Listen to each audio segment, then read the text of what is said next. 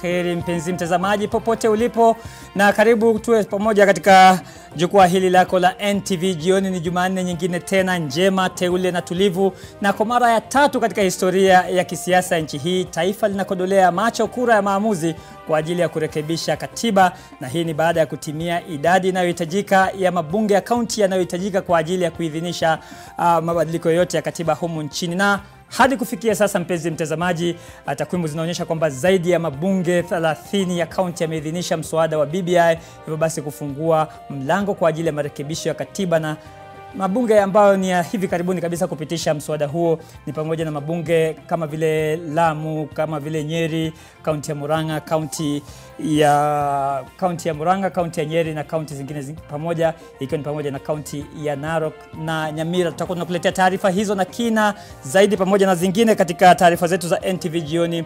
Vipasho vinakaa namna hii usiku huu. You can rent a Kikuyu, but you cannot buy a Kikuyu. Bottom line, they will still vote for their own people. They know what is good for the region and they will stand with the region. Safari ya kuelekea referenda kubadilisha katiba imeanza baada ya zaidi ya mabunge 30 ya kaunti kuidhinisha mswada wa BBI. He lost his battle. That is last night at around 7:30 after a long battle with cancer. Mbunge wa Juja aliyefariki usiku wa jana akumbukwa na wenzake kama kiongozi aliyependa nchi na kuwajali watu wake. List of demands as issued in the strike notice were quite a number, and to this extent our demands have not been met. Tabibu wasitisha mgomo wao wa siku 70 baada ya mashinikizo kutoka mahakamani. Napata siku moja, siku ingine upati. Kama unaambiwa watu wametosha, sasa nikaonelea tu afadhali kukuja huku kutafuta. Na leo katika makala ya kila Jumanne ya Jasho Langu tunawaangazia wanawake wanaovunja mawe kujipatia riziki katika timbo la Molo.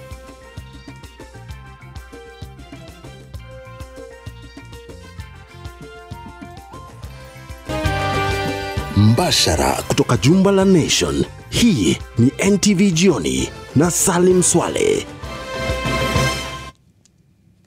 Naam, so dakta mtazamaji anayetusaidia katika lugha ya ishara upande wa pili wa studio ni David Agondoa, na matangazo haya yanapatikana vile vile mubashara kabisa katika mitandao yetu yote ya kijamii, kwenye Twitter, kwenye Facebook na vile vile kwenye YouTube @NTV Kenya. Kuna uwezekano kwamba Wakenya watashiriki kura ya maamuzi mapema zaidi ya mwezi Juni kama ilivyotarajiwa ili kubadilisha katiba. Taswira hii inatokana na kupita kwa ripoti ya mswada wa maridhiano BBI katika kaunti 35, ili hali ni kaunti 24 pekee zinazohitajika kikatiba kwa ajili ya kuidhinisha mswada huo. Mwandishi wetu wa masuala ya kisiasa Vincent Odor analikunjua jamvi la NTV jioni hii ya Jumanne kwa uketo wa taarifa hiyo. Committee on Justice and Legal Affairs. Barabara ya kuandaliwa kwa kura ya maamuzi imenyooka baada ya mabunge ya kaunti 35 kupitisha mswada huo kufikia hii leo.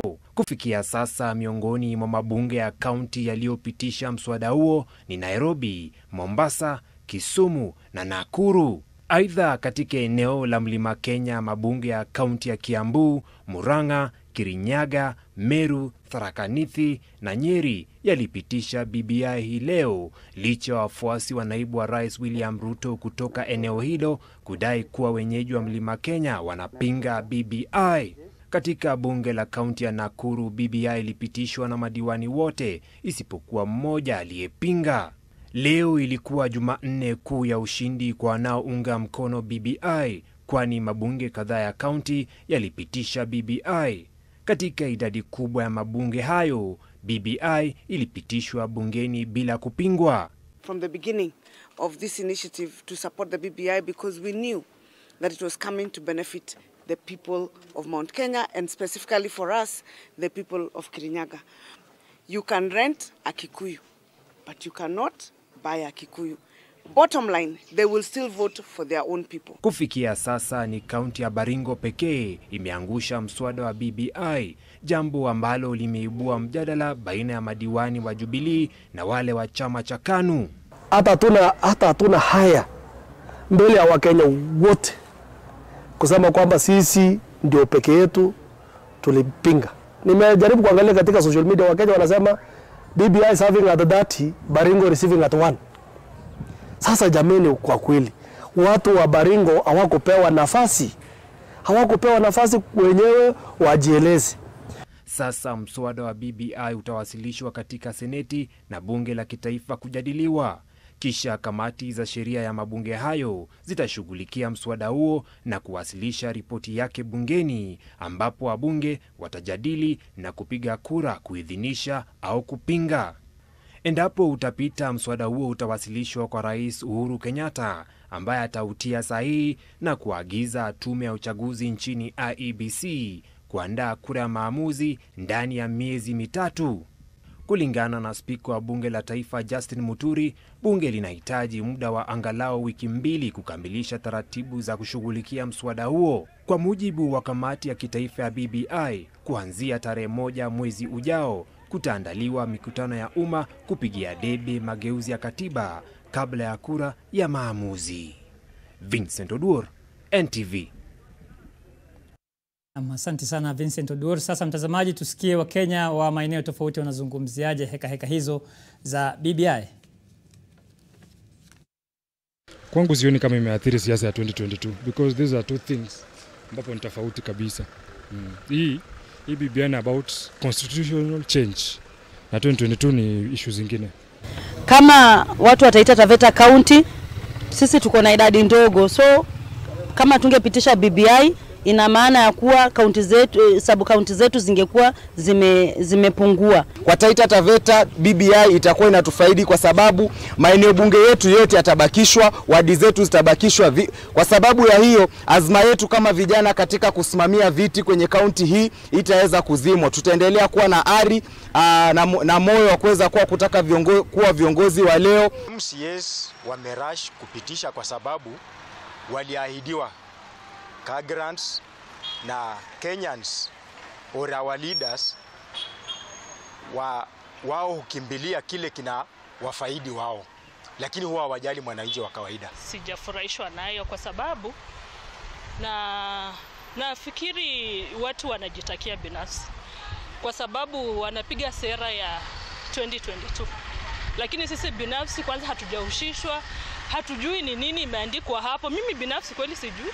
Sasa hata nikiambiwa nipigwe kura ya maoni sijui ninasema nini. Sasa yafaa wangetuelimisha, watufunze, tujue BBI inaongelea nini.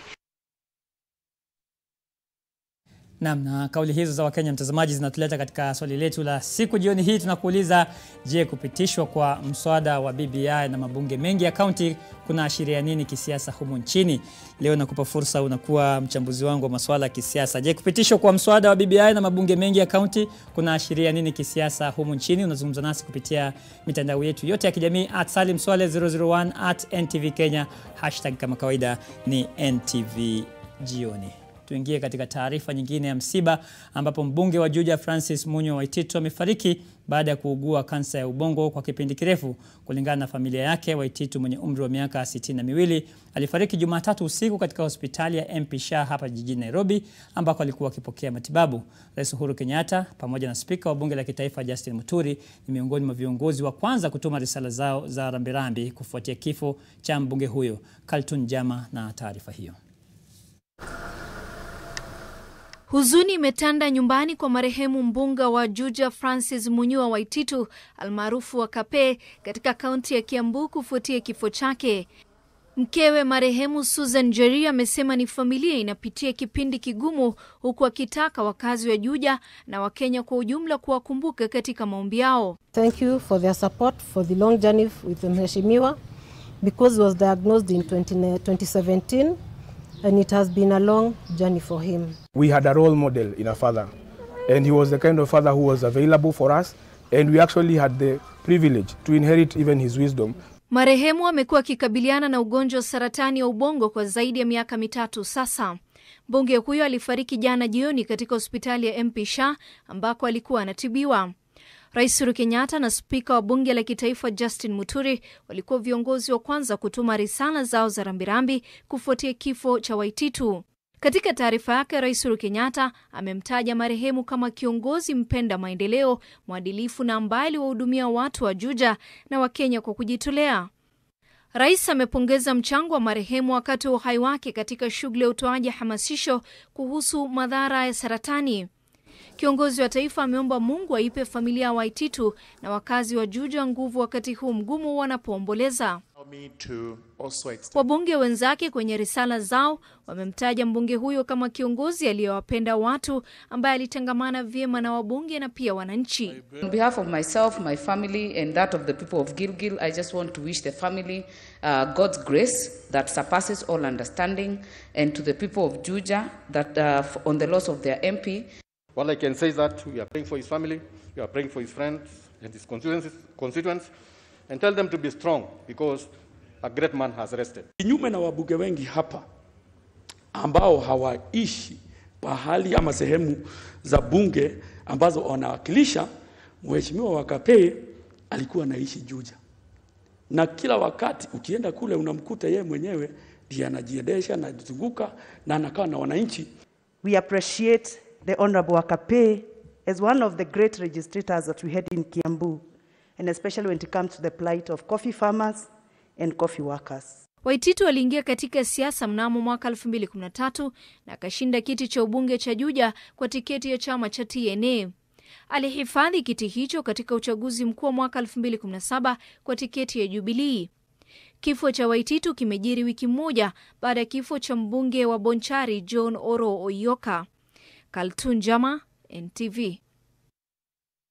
Na hapa NTV jioni tunatoa mkono wa pole na makiwa kwa ndugu, jamaa na marafiki wa mwenda zake Mheshimiwa Waititu na wakazi wote wa eneo bunge la Juja. Tukisonga mbele na taarifa nyingine tena za tanzia, polisi wanachunguza vifo vya watu watatu akiwemo mtoto katika mtaa wa Buruburu hapa Nairobi baada ya miili ya watatu wao kupatikana katika nyumba moja.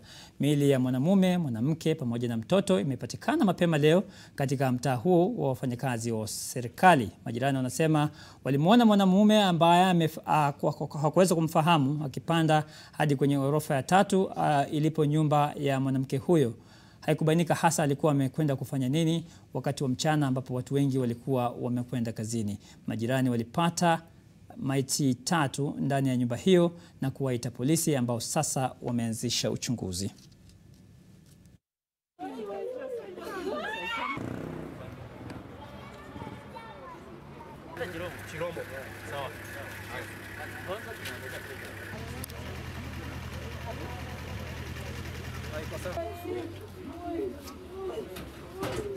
There was a stench, but nile according to vile like mimi nimekuwa karibu na mili imekufa, family friends who have died and all that, the body had started to stink. Yenye ingepita leo ingekuwa inatupa kabisa. Hapo kile kimetendeka huko ndani hatujajua ukweli. Ni ile tu sasa alipopigiwa simu mara nyingi hapatikani, tukaanza kushuku ni kuna kitu haifanyiki si mzuri.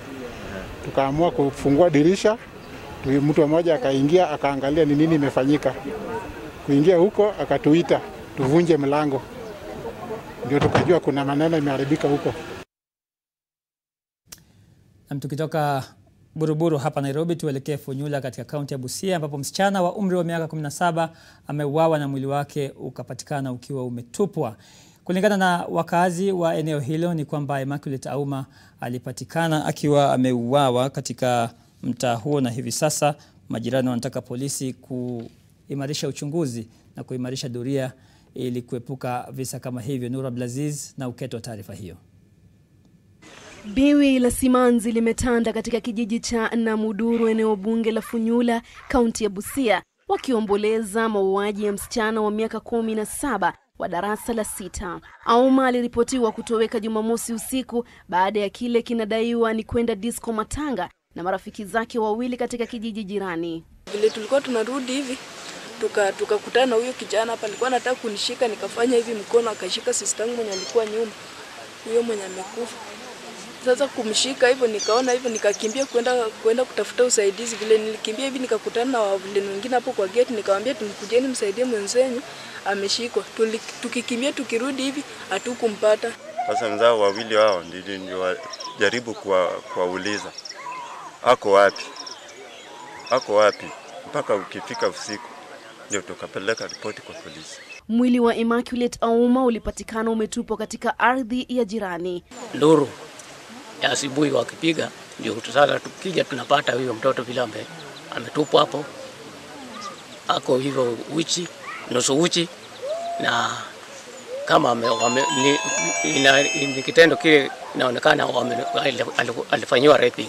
Wakazi sasa wanaomba polisi kuimarisha usalama eneo hilo.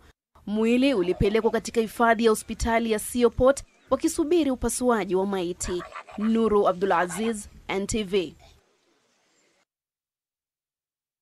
Naam, shukran sana Nuru Abdulaziz. Bila shaka mtazamaji, ikiwa ni siku ya Jumanne, ni siku ya jasho langu, na leo Ruth Sarmoi, mwandishi wetu wa mjini Nakuru, ametangamana na wanawake wanaochimba mawe katika timbo moja na kuandaa makala haya maalum. Kila uchao Seris Wafula mwenye miaka 55 hufika katika timbo la TM katika eneo la Kiambu mjini Molo kutafuta pesa ya kukidhi mahitaji ya familia yake.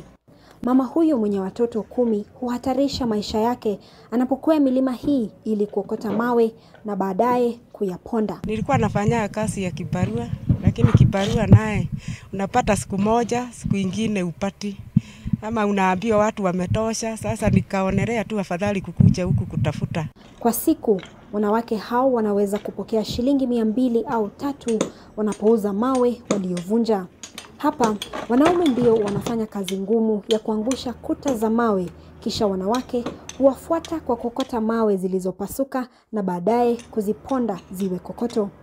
Trela moja ya kokoto huuzwa kwa shilingi 1500 ambapo inamchukua mtu mmoja muda wa wiki moja kuzipasua. Kazi hii kama kazi nyingine haikosi changamoto zake. Mimi hata ni mara mingi huwa nimelala wodi, huwa nakunywaga paka dawa. Juu ninafikiria watoto nitawafanya nini? Saa zingine wanalala njaa, saa zingine wanafanya chochote. Sasa hata msichana wangu mmoja ako form 1. Na alikuwa ananiambia waache shule, aende kazi, aandikwe kazi. Ndio alafu sasa hata anisaidiage ati tusomeshe hao wengine. Mita chache kutoka eneo ambapo Seris anafanya kazi yake, tunamkuta msichana tutakayemwita Zawadi akivunja mawe. Zawadi mwenye miaka 20 alilazimika kuacha shule katika kidato cha pili baada ya kupachikwa mimba.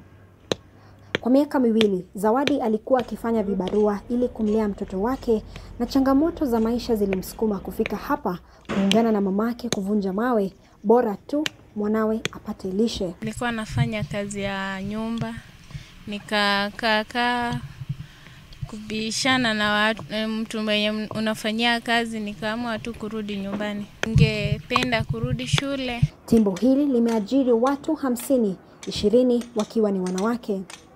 Ili kuhakikisha usalama wa wafanyikazi katika timbo hili, wanaume wanaoangusha kuta hizi wanatakiwa kufuata aina fulani ya taratibu ili kuepuka ajali ya kuangukiwa na mchanga. Wanawake hawaruhusiwi kusongea hapa. Hawezi ngoa hizi mawe, hata ni kuaua. Hii ikiweza kuja ngoa hapa mawe tu inamvunja. Juana hata experience.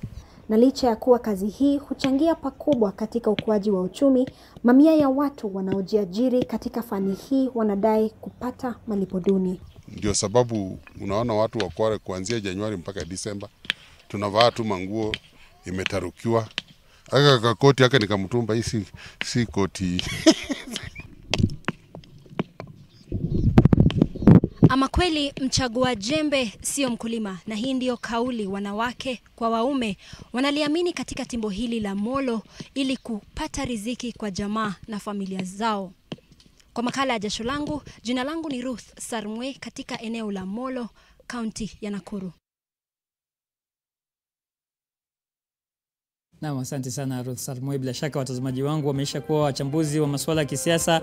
Aivali Junior hapa kuhusiana na swali letu la siku anasema kupitishwa kwa mswada wa BBI kunadhihirisha kuwa viongozi hawajali maslahi ya wananchi wa kawaida, ila tunasubiri kura ya maamuzi. Ninaye huyu hapa David Tourist Njokia anasema kuna sheria siasa za kibinafsi, kwani mabunge mengi yamepitisha kwa kushawishiwa na vigogo wa kisiasa waliotunga BBI kwa manufaa yao, lakini si kwa manufaa ya wananchi wa kawaida. Wewe una mtazamo gani? Hayo ni maoni yako. Endelea kuzungumza nasi @SalimSwaleh001 @NTV Kenya. Usiondoke hapo ulipo, mengi zaidi baada ya mdoso kwa mrefu.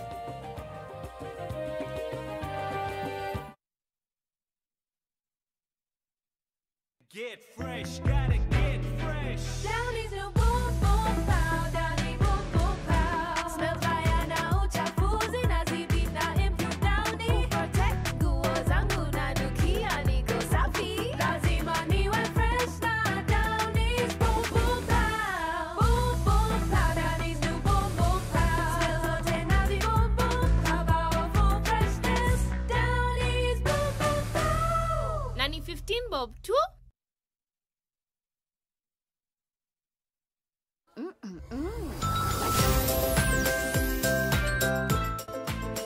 New Tuzo Yogurt Cup. Size yako, bei yako.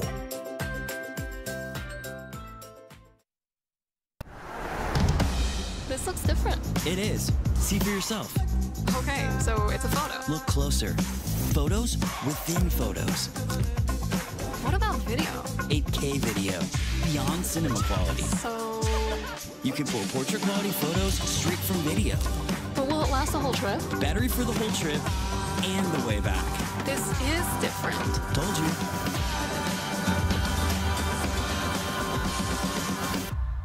Nestle Nunkid 4 helps build a strong foundation for your growing child. Nestle Nunkid 4, our best for you.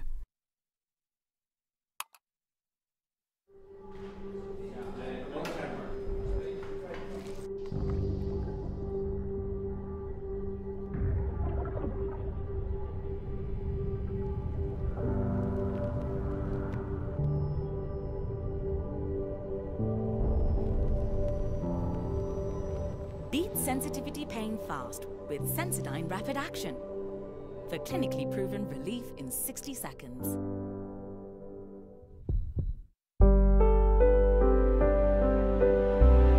What is family? Family is a solid foundation to build on and a strong pillar to lean on. It is believing in each one of us for the betterment of all of us. Family is working together today to win together tomorrow.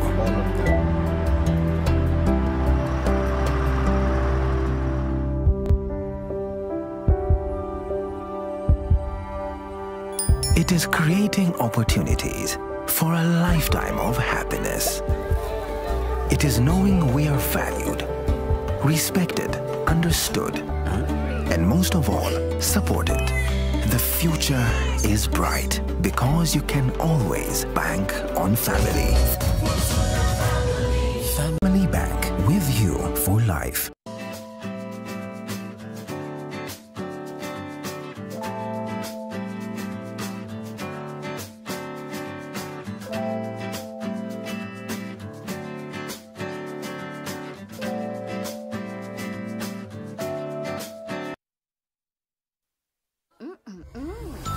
New Tuzo Yogurt Cup. Size yako, bei yako.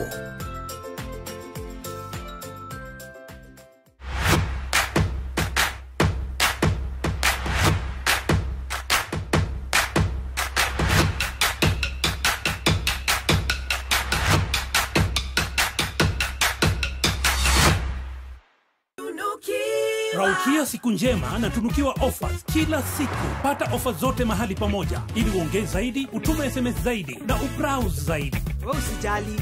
Tuma namba ya kila supplier kwa hiyo soko. Nitajua vile nitaongea na kila mmoja wao. Very good. Piga *444 hash utunukiwe Credo double. Raukia siku njema na tunukiwa ofa kila siku.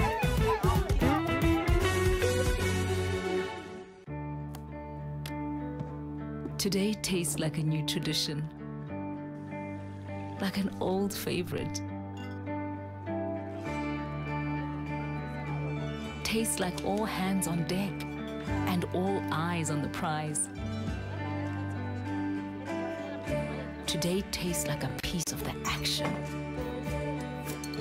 and it never tasted this good.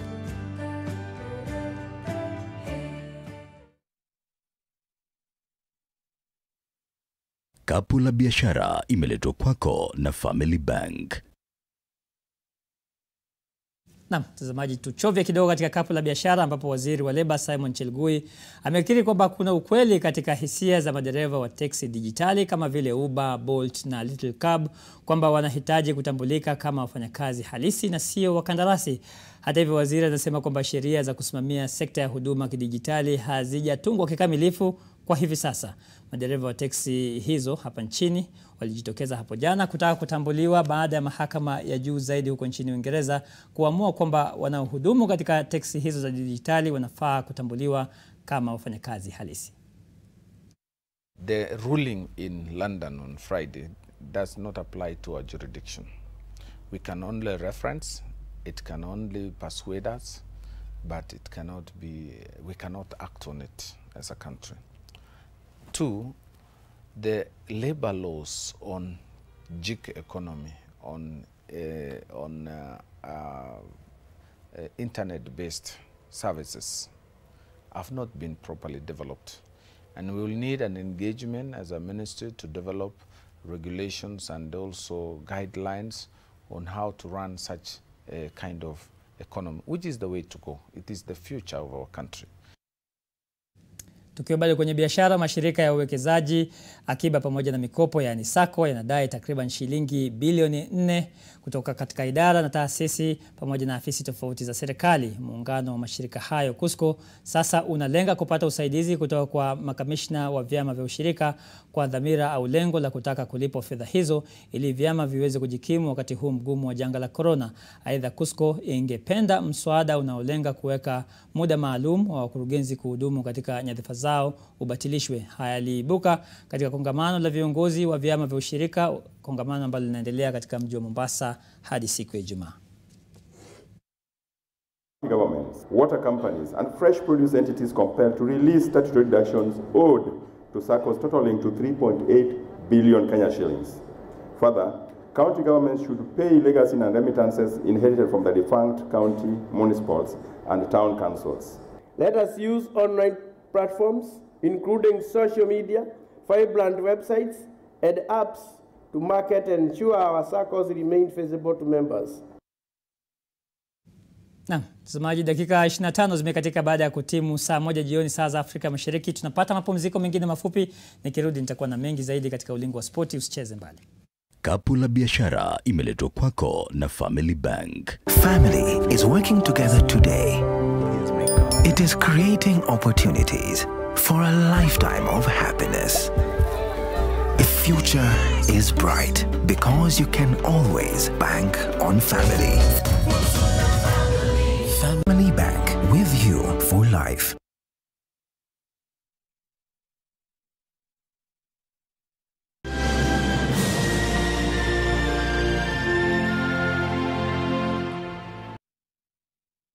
Family is working together today.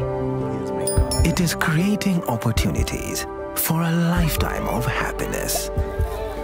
The future is bright because you can always bank on family. Family Bank, with you for life.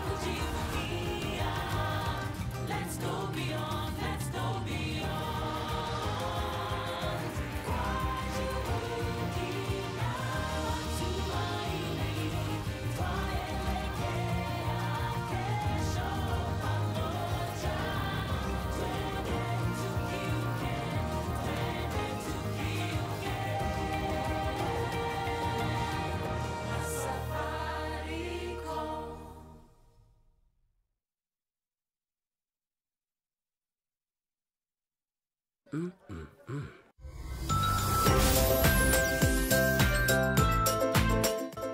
Tuzo Yogurt Cup. Size yako, bei yako.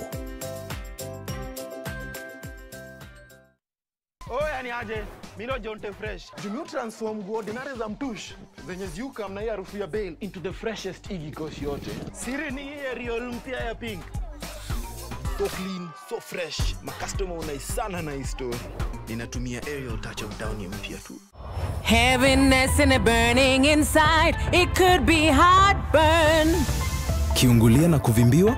Ino inatibu ndani ya sekunde 6 na inatuliza dalili 6 za kiungulia. Kwa hivyo unaweza kuburudika bila kikomo.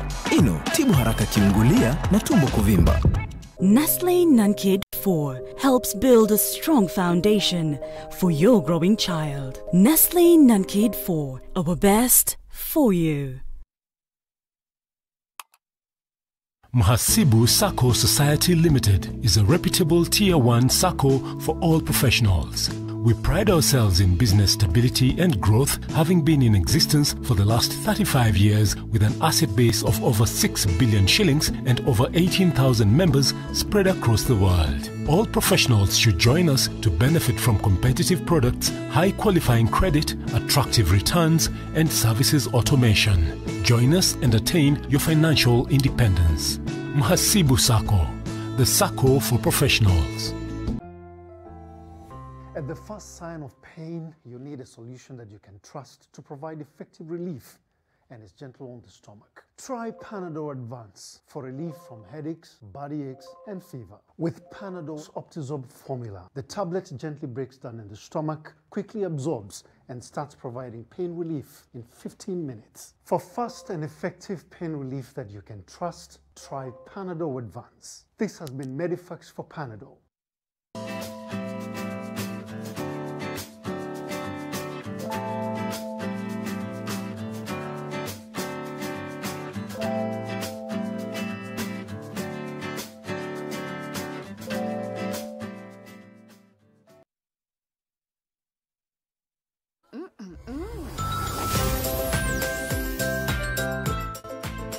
New Tuzo Yogurt Cup.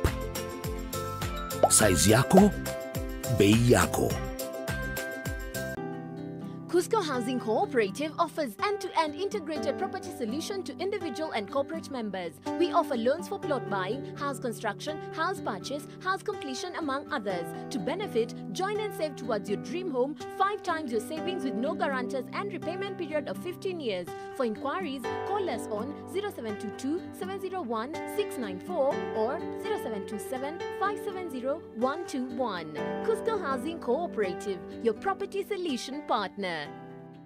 I wish I could have soft and glowing skin. New Geisha Black Soap with activated charcoal to give you soft and glowing skin.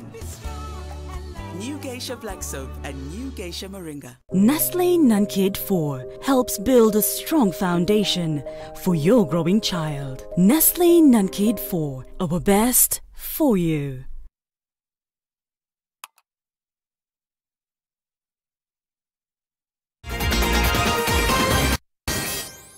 Naam, karibu sasa tuingie michezoni ambapo Tusker FC imeimarisha uongozi wake kileleni mwa jedwali ya ligi kuu ya kandanda humo nchini baada ya kutoka nyuma na kushinda Nzoia Sugar mabao 2-1 hii leo. Jackson Macharia alisawazishia bao la Ian Simiu ambaye alikuwa ameweka Nzoia akifua mbele kabla ya Henry Meja kufungia wagema bao la ushindi. Kwingineko Bandari imepanda hadi nafasi ya 3 baada ya kutandika Vihiga United mabao 5 bila jibu.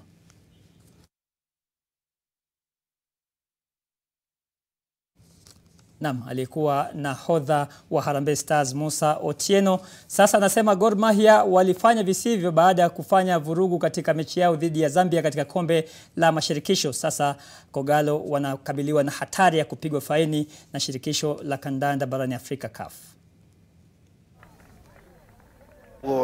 Naweza sema sana kwanza kama nilipokuwa pia kapteni, kuna decision zingine za referee ni final. Kama mchezaji naweza patia tu at least I advise usijaribu hata kwa karibu na referee, kwa sababu nafikiria kuna tunasemaga ile wrong, any wrong decision una make kwa life utagoje upate consequences. Na nafikiria pia kusema tu ukweli, hao wachezaji ambao walienda wakashika referee kama kocha ama kama mchezaji, nafikiria haitakuwa kazi rahisi kwao, kwa sababu nafikiria shirika la CAF haitawahurumia. Alafu ukiangalia watapigwa labda faini, na ni faini ambayo kiukweli ukiona Gor Mahia wanahangaika, shilingi hamna, tena shilingi nyingine wanaisababisha iende upande ambao haistahili. Nafikiri ukiangalia hapo ndio tunasemaga discipline kwa pitch na off the pitch, kwa sababu na pia ilikuwa mechi ngumu sana. Decision ya referee ilikuwa ni final na alikuwa make the decision. Ukiangalia pia kocha wao mdogo Pamza alikuwa anajaribu sana kuambia wasikaribia referee. Sasa zingine lazima tuangalie hiyo discipline. Unaweza kuwa umekasirika, lakini kuna ile kiwango kingine hauwezi fika, kwa sababu tunasema baada hapo kuna precautions. Haya mtazamaji, naambia nisome haraka japo jumbe moja kwa ajili ya swali letu la siku, na huyu hapa anasema ni nani huyu, nitamsoma huyu hapa ambaye ni Dennis Sampao. Anasema inahuzunisha na nina hakika kwamba itakuwa vigumu kuwarai wananchi kupitisha, kuna maswala mengi ya kushughulikiwa ndani ya BBI. Na mwisho kabisa huyu hapa Mzee Kibora anasema kinaashiria kuwa Rais Uhuru Kenyatta na Raila Odinga bado wako na ushawishi na usemi mkubwa sana kwenye siasa za Kenya. Na hadi kufikia hapo sina kilichozidi wala kilichopungua kutoka kwenye meza ya NTV Jioni. Kwa niaba ya wale wote walioshiriki kufanikisha taarifa za usiku huu, akiwemo mwenzangu David Agondoa, mimi ni Salim Swaleh na kutakia usiku mwema. Kwa heri.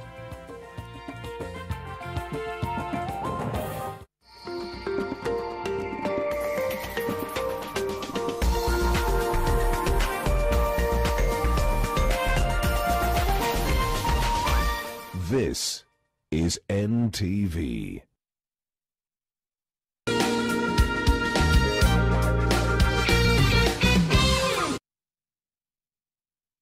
Presenting the new Harpic bathroom cleaner.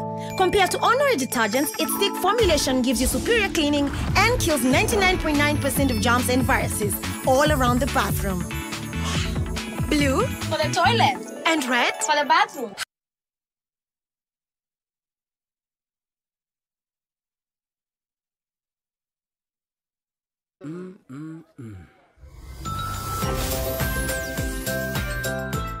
New Tuzo Yogurt Cup. Size yako, bei yako. How powerful is the healing power of Vaseline? We applied Vaseline jelly to one leaf, the other we left alone. After just a few days, the difference is visible. Nothing locks in moisture better to keep skin restored. That's the healing power of Vaseline. In Kenya, 1 in 2 children suffer from cavities. Brushing with Pepsodent removes bacteria and repairs tiny holes before they become cavities. Because every smile matters.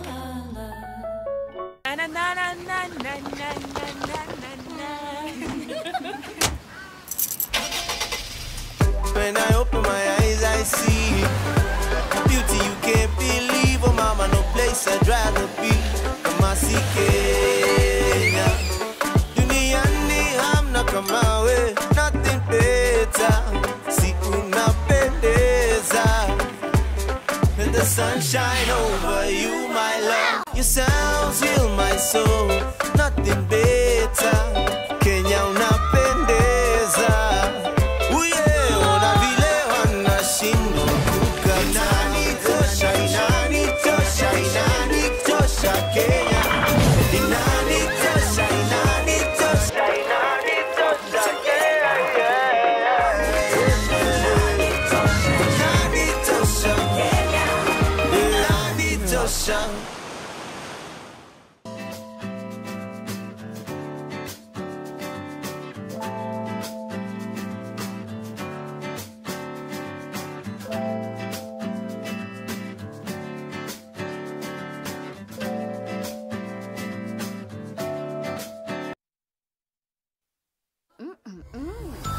New Tuzo Yogurt Cup. Size yako, bei yako. Do more to protect yourself and family from viruses that remain on the clothes. Separate laundry that has been exposed and do not shake to minimize the possibility of dispersing the virus through the air. Soaking your laundry in water and hand washing powder does more to kill germs than just a normal wash. After washing, dry your clothes in direct sunlight. They say we do the expected. We say we're more than you expect. Sunlight, more than you expect. Hello. Helen Paul. Hello, madam. Would you like to join us on this mission? Yes, but how? Just one question for you. How do you keep your toilet clean? I use regular detergent and bleach for washing and removing yellow stains. I've been using it for years. Oh, madam, the regular detergents and bleach are used for washing clothes. To disinfect your toilet properly, you need Harpic 10X. It is specially made for germs and stains removal. Harpic's thick formula settles on stains and gives 10 times better cleaning compared to regular detergents and bleach. Wow, now I'm convinced, Helen Paul. Really? Yeah. Now that she's part of the mission, the next house is yours.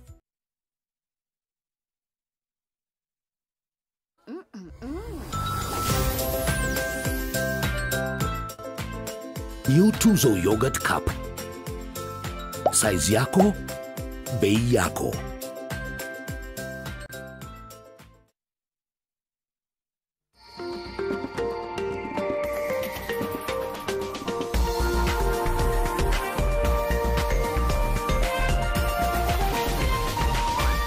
This is NTV.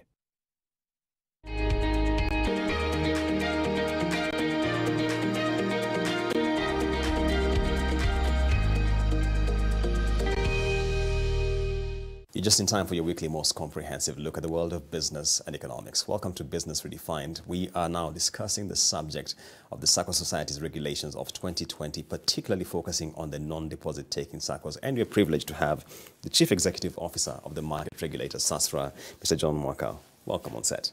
Thank you, Julian.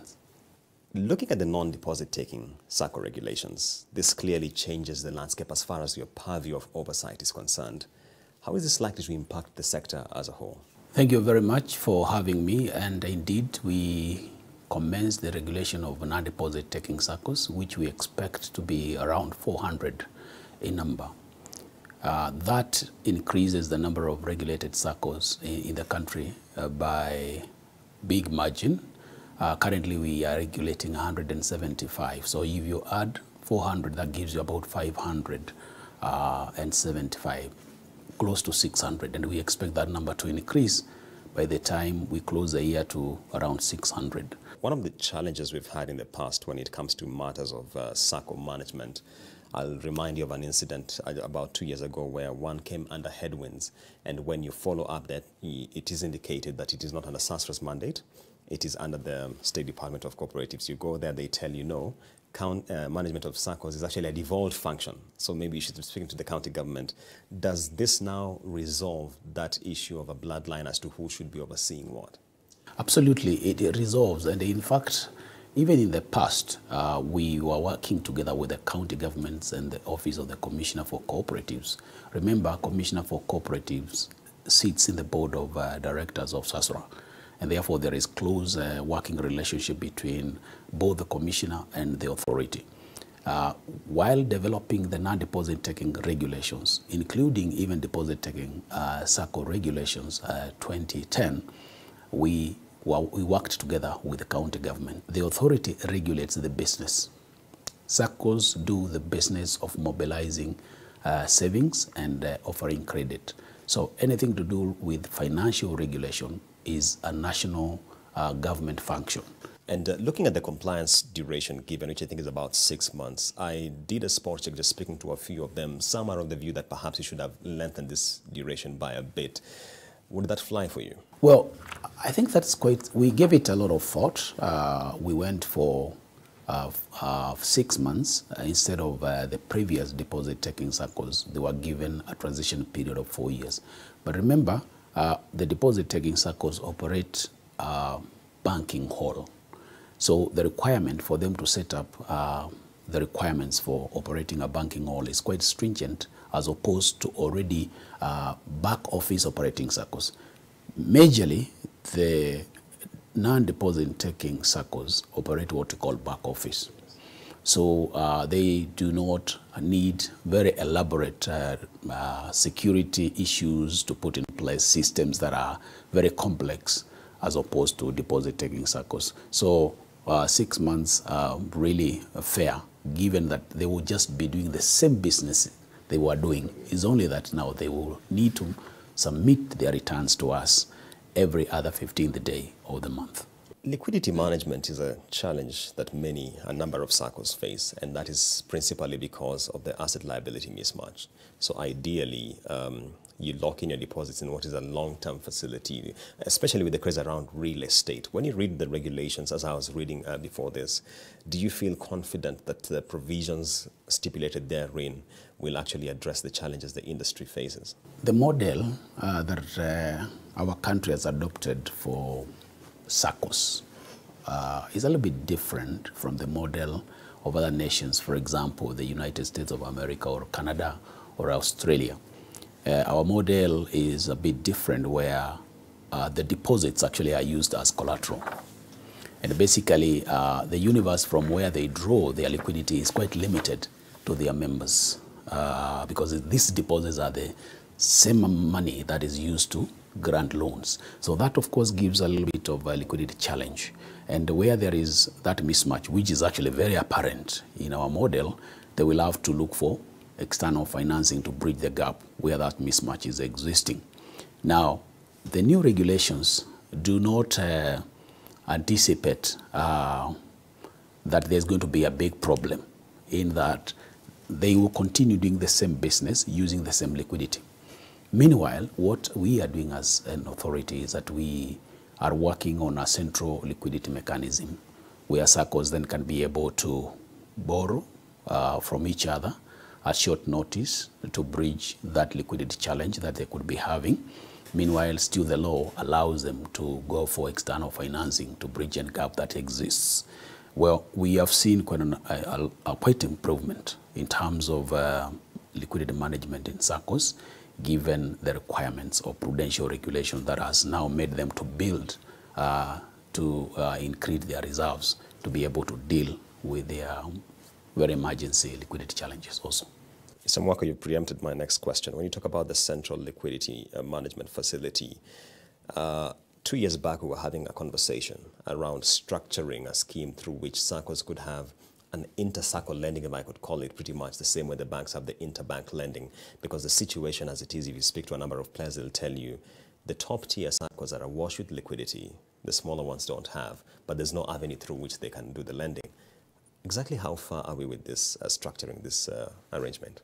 Well, quite some work has gone into it. For the last 2 years, I've been looking at, we engaged a consultant to conduct a survey just to understand the requirements and if indeed that liquidity exists in the top tier SACCOs, as is always been perceived to be, which has come out to be quite true. Just like any other financial institution, what SACCOs in the top tier have been doing is, of course, to save, or rather to put it in the commercial banking sector, so to speak, and of course in other facilities such as TB and so forth.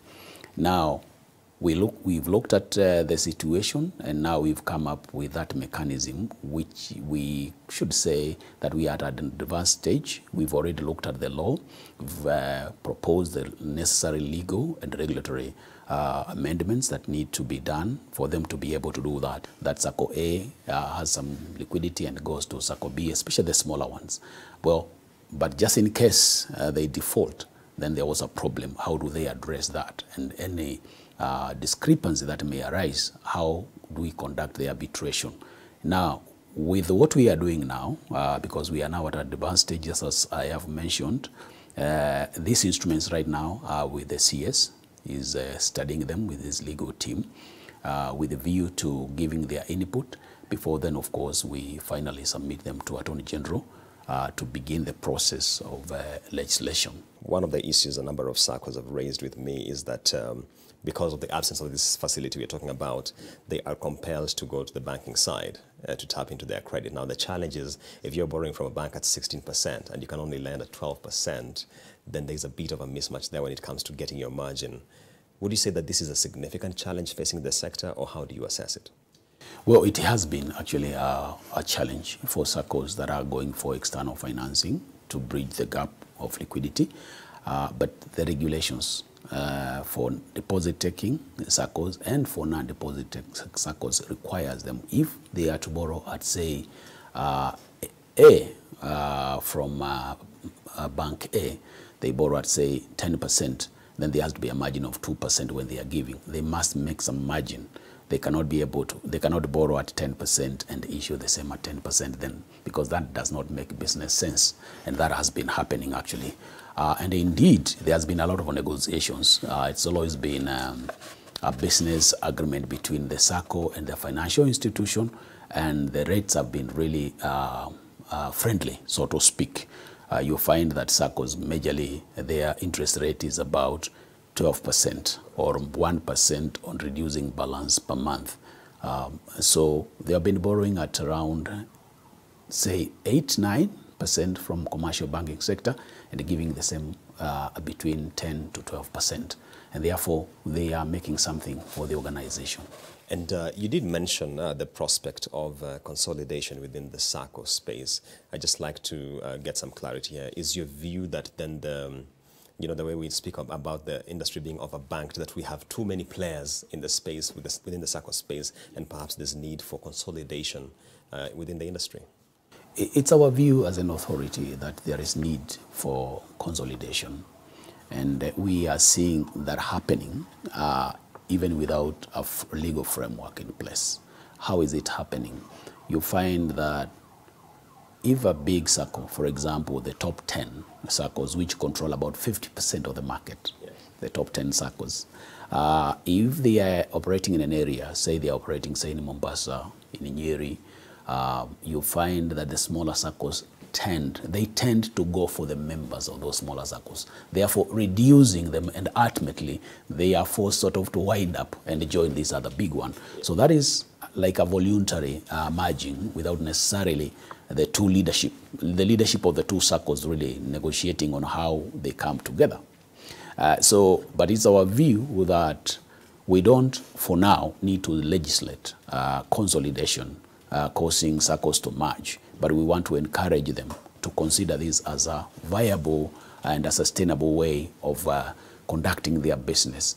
If they were to consolidate and create a strong SACCO with a strong asset base, then that gives them the fighting power to expand and offer better services to their members. Even as you speak about widening the purview of SASRA, one key concern that exists is that SASRA is not adequately capacitated to actually provide this oversight, especially when you look at budgetary allocations. Is this a view you share, or do you think otherwise? When we began, unlike our colleagues, you know, we've got 5 financial regulators in the country, and we, of course, we do have an MOU, and the 5 of us, we work closely together. We have meetings together, we compare notes with each other. You realize our colleagues, we look at CMA, you look at IRA, RBA, when they began, they got seed capital. For us, unfortunately, that was something that we did not enjoy. That, of course, didn't give us a very strong footing when we began our operations. But over time, of course, the levies that we received from the SACCOs have enabled us to create the necessary structures that have enabled us to operate from 2010 to date. We have had financing from government, but not much as we would expect. But for the last 2 years, we've not been able to receive exchequer from government. And so we do hope that we've already submitted our request to the National Treasury through our parent ministry, and we hope this is going to be considered. However, we've had a fantastic support from World Bank, through a program that is that National Treasury Financial Sector Support Program. Right, and that point by Mr. Mwaka takes us to a short break. Business Redefined will be back with a lot more on this conversation. Don't touch that dial.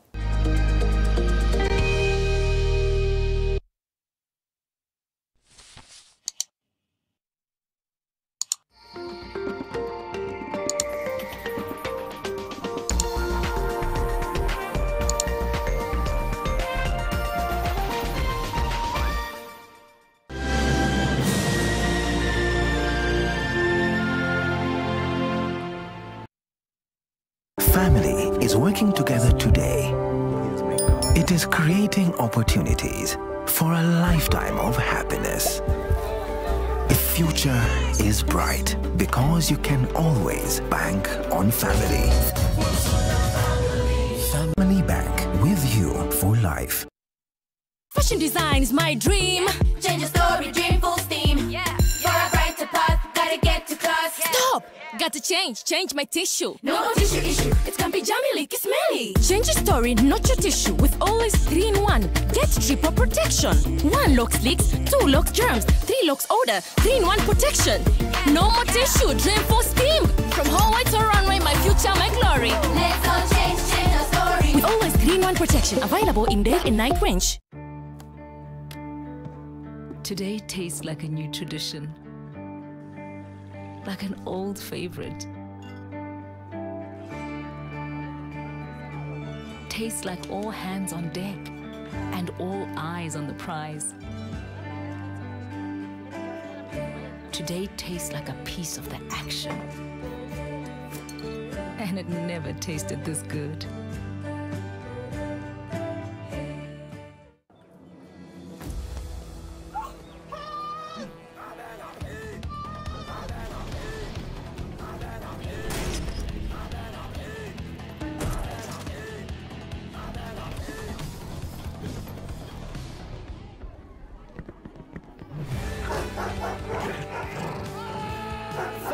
Just got faster. Get fully locked on Airtel 4G. Enjoy our wider coverage. Airtel, the smartphone network.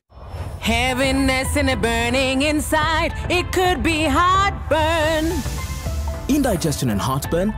Eno gets to work in 6 seconds and works on the 6 symptoms of heartburn so you can keep living life non-stop. Eno, fight heartburn and indigestion fast.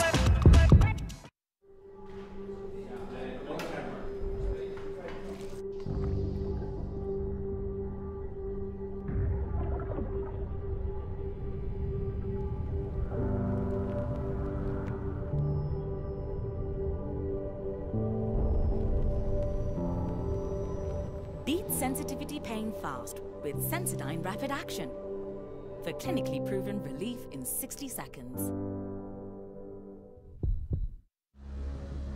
Like every mother, I'm worried about dangerous insects, especially mosquitoes, which spread diseases like malaria to my loved ones. This year, I'm not afraid. I'm using Mortein Doom. Mortein Doom All Insect Killer provides protection in seconds. Not even a single mosquito is spared, because even one mosquito bite can cause malaria. Mortein Doom provides protection in seconds.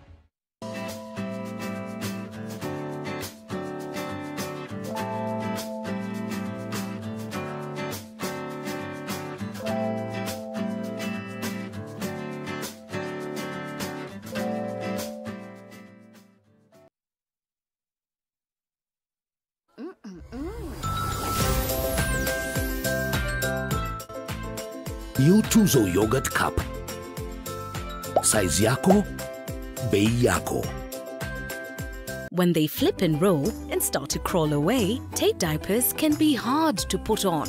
Then it's time for all-round fit Pampers pants. Easy to pull on even when they're moving around for a great fit and up to 12 hours of dryness. And easy to remove. Just tear the sides, lift away, roll up the pants, and you're all done. A 2-piece pack now available at only 50 bob. Oh, yani aje, mino jonte fresh. Jumio transform go ordinary za mtush. Zenye ziuka mna ya harufu ya bail into the freshest igi koshi yote. Siri ni hii Ariel mpya ya pink.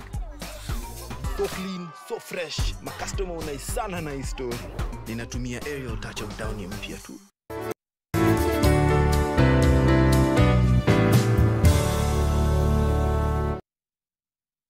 Try Panadol.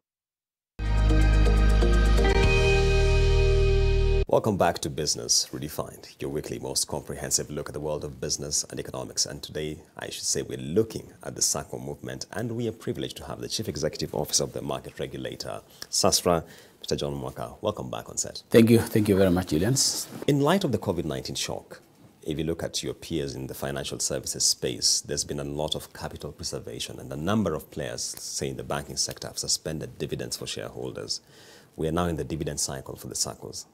Have you given any guidance around this to members? Indeed, just like any other financial institution or sector, SACCOs have also been impacted by COVID during the year that just has ended. But in terms of capital preservation, in terms of payment of dividends, we are handling each case on its own merit. And we have instructed SACCOs, of course, that they need to preserve a bit of their dividends that they're supposed to pay to their members. But given that the shock wasn't as was expected, in fact, if I were just to give some very brief information about our performance, remember our NPLs weren't affected as much as the financials, other than the banking sector, so to speak. Remember 2019, we closed with the NPLs of about 6.15. For the year ended 2020, December 31st, we closed with 6.49. That was a slight increment of the non-performing loans. That basically means that the SACCOs performed quite well. In fact, the growth was about 12%, even during COVID. But I know and understand that the effects of COVID-19 are now really starting to be felt within the economy. So basically, we are encouraging SACCOs not to really pay their dividends as they have declared in their financial statements for the year ended 31st December 2020. So we looking at every case on its own merit. But we have seen SACCOs actually in their financial statements, they have reduced by about 10% as opposed to the year that ended 2019, December 31st. Speaking to the issue of asset quality, which you have brought up and the comparison drawn between the banking side and the SACCO movement, granted, definitely, we've seen a larger increase in the banking sector than we have in the SACCO movement. But the counter-narrative to that, Mr. Mwaka, is that banks were a lot more aggressive when it comes to sustaining lending in light of COVID vis-a-vis SACCOs, which I think assumed a very guarded position because of their risk profiling. Don't you think then that raises questions? Because if you look at the loan book growth, for instance, a number of SACCOs will tell you we assumed a very cautious position because we just didn't know how this is going to unfold. They did. In fact, SACCOs went slow in terms of loaning. And indeed, most of the loans that they issued were short-term loans. They are 6 months, 1 year. But basically, so to speak, when you look at the performance of most of the SACCOs, which are government-based, remember, the most affected sectors were in aviation, horticulture, basically in agriculture, and hospitality industry. But most of the big players in this industry are SACCOs that are within public sector. And say communication, like say Safaricom, and say Nation Media with their Nation SACCO and so forth. So when you look at the performance of these SACCOs, they were fairly not affected so much by the shocks that occurred as a result of COVID-19. So basically, there could be a counter-narrative, but the model of business that SACCOs normally have is quite different from the model that is actually adopted by the banking sector, so to speak. Remember, we deal with the members. We don't deal with the non-members. And so we really understand the profiling of our risk is well understood because we do not have walk-in and walk-out, so to speak, members. And so we realize that performance was fairly good. When you look at the sector's loan book, and in this case I'm mentioning deposit taking because non-deposit taking are still just getting on board, to what degree would you say you've witnessed impairment due to COVID-19 in terms of a quantum of it? Well, I should say, I think about 10% you can say those were the impaired assets within the industry. 10% or between 9 and 10%. So it wasn't really significant, so to speak. And one question I often get is that we've had so much of restructuring of loans, reprofiling, but we don't seem to get as much of this visibility from the SACCO movement. Has this been done, by the way, in light of COVID? Well, we had a bit of that, but with the SACCOs that are in the sectors that were really affected, the others were not very significant. The restructuring wasn't more than, it was about between 23 and 25 billion. Out of a possible 620 billion asset base, or about 600 loan book within the entire sector. So that it wasn't very significant. It was slightly less than 30 billion restructured loans. And how is the sector's deposit book? And why that question is critical at this point is because there is the pervasive perception that many of those who are affected by COVID-19 in terms of loss of jobs then went to their SACCOs to get their deposits to try and tide through the crisis as they looked for what else to do by way of gainful employment.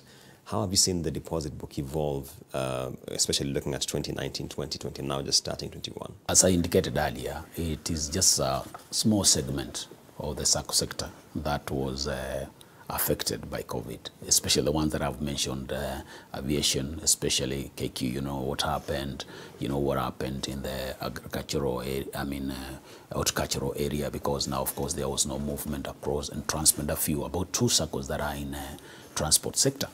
So basically they want quite a number. So basically we saw a number of members really using their deposits to pay their loans. They didn't want to have a non-performing loan. So they were requesting the SACCOs, the deposit that are built over time, to be now transferred to clear the loans that are there. Now for organizations that had their income cut by half or suspended as a whole, we requested that they restructure, so that we don't experience a big spike in unperforming loans. And now we are seeing that slowly they are getting back to gainful employment, and we are seeing them now building their deposits again. So it wasn't really a significant amount of deposits that were withdrawn to cater, of course, for the shocks that were existing. Final question, Mr. Mwaka. Let's talk about efficiency within the SACCO movement. When you look at the industry's cost-to-income ratio, and how it has evolved over time, how comfortable would you say you are as far as that is concerned? We've seen a lot of improvement in terms of adoption of IT systems. When we came, I should say, 65% of the cost of running SACCOs at that time was on what we call governance. And that was quite high. These have come down to less than 50%, actually 40%, a big improvement in terms of the cost of running these institutions. Now, in terms of efficiency, when you look at the ratio of income vis-a-vis the assets that have been put in place, or rather they have been invested, well, we should say that it is not where I would expect them to be. There is room for improvement. They are not doing very well. We expect them to improve their systems.